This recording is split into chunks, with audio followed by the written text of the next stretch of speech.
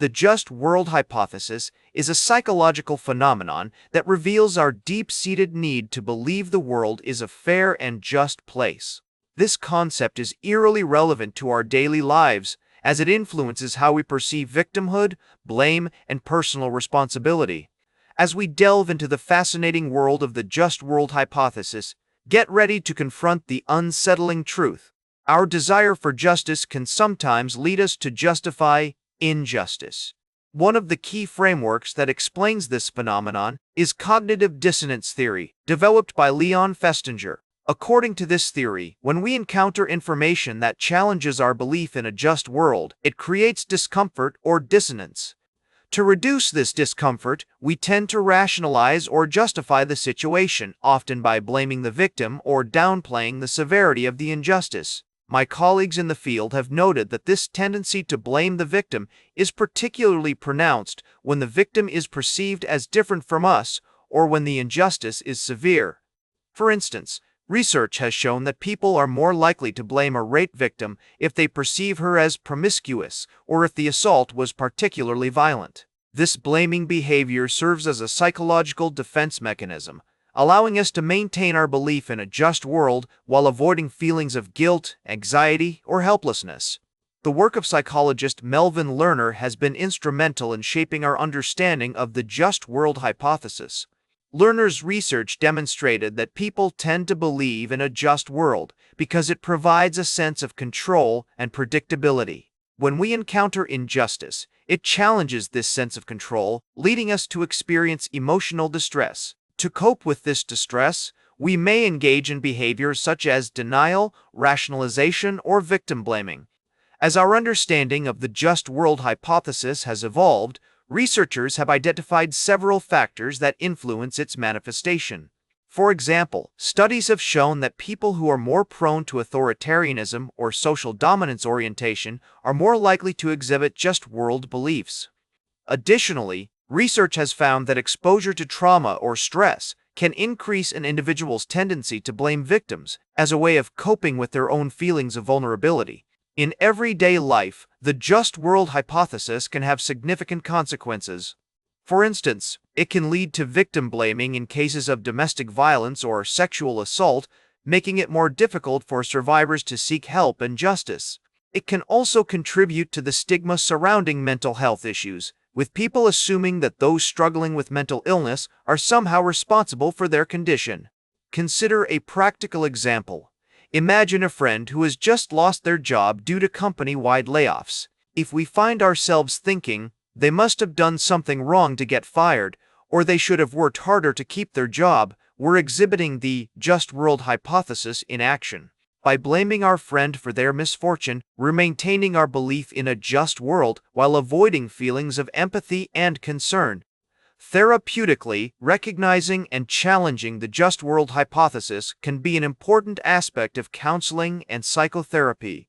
By acknowledging the role of systemic injustices and societal factors in shaping individual experiences, therapists can help clients develop a more nuanced understanding of their circumstances. This can involve exploring how the just world hypothesis may be influencing their perceptions and behaviors, and working to cultivate empathy and self-compassion.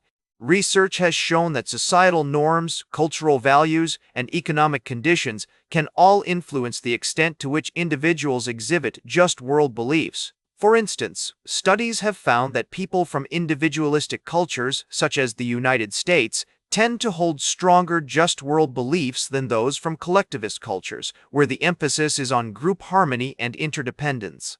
One significant area of research has focused on the relationship between the just world hypothesis and social inequality. Psychologists have found that individuals who hold strong just world beliefs are more likely to perpetuate and justify existing social inequalities, such as racism, sexism, and classism. This can occur through behaviors like victim blaming, where individuals attribute the struggles of marginalized groups to their own supposed shortcomings or moral failings, rather than acknowledging the role of systemic injustices. The work of psychologist John Jost has been instrumental in shedding light on this dynamic. Jost's research has demonstrated that people tend to use just world beliefs as a way to justify and maintain the status quo, even when it means perpetuating inequality and injustice. This can be seen in the way some individuals respond to social movements, such as Black Lives Matter or Number Me Too, by downplaying the severity of systemic injustices or attributing the problems faced by marginalized groups to their own supposed weaknesses or flaws. In terms of therapeutic approaches, recognizing and challenging the just world hypothesis can be a crucial aspect of working with clients from marginalized backgrounds. This might involve exploring how the just world hypothesis may be influencing their perceptions and behaviors, and working to develop coping strategies that take into account the complex interplay between individual and systemic factors. A practical example of this can be seen in the context of trauma counseling.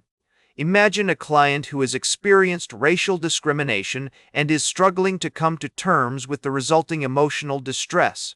If the therapist fails to acknowledge the role of systemic racism in shaping the client's experiences, they may inadvertently perpetuate just world beliefs by implying that the client's struggles are somehow their own fault.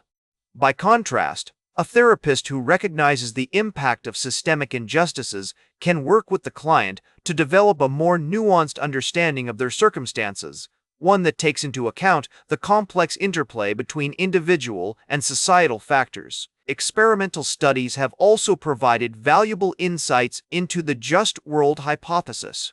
For instance, research has used priming techniques to activate just world beliefs in participants, then measured the resulting effects on behaviors such as altruism and empathy.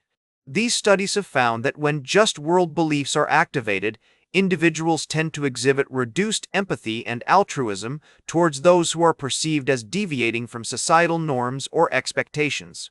Furthermore, research has explored the neural correlates of the just world hypothesis using neuroimaging techniques such as functional magnetic resonance imaging, fMRI, to examine the brain regions involved in just world thinking. These studies have found that just world beliefs are associated with activity in areas such as the medial prefrontal cortex, which is involved in self-referential processing and moral reasoning.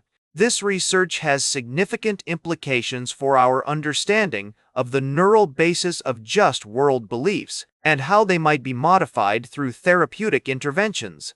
In conclusion, our exploration of the just world hypothesis has revealed a complex and multifaceted phenomenon that influences our perceptions, behaviors, and interactions with others. By recognizing and challenging these tendencies, we can cultivate empathy, self-compassion, and a more nuanced understanding of the world around us.